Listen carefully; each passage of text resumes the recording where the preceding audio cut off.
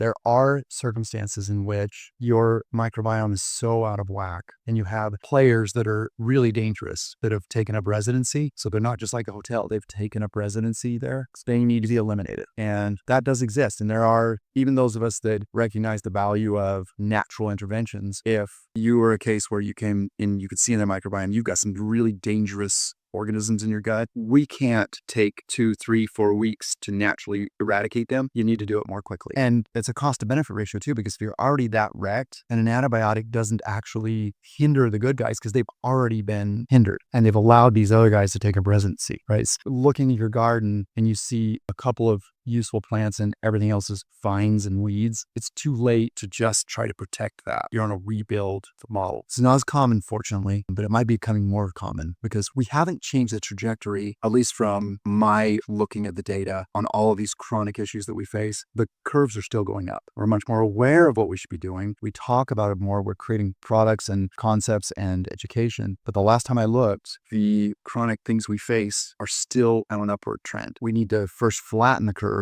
and then start going downwards back to that healthy. And I don't think we flattened the curve yet. There's a few cases where I think it slowed down, but the one curve we did flatten was our lifespan. We used to be adding, right? Used to be living longer and longer. That's now flattened in industrial world, at least in America.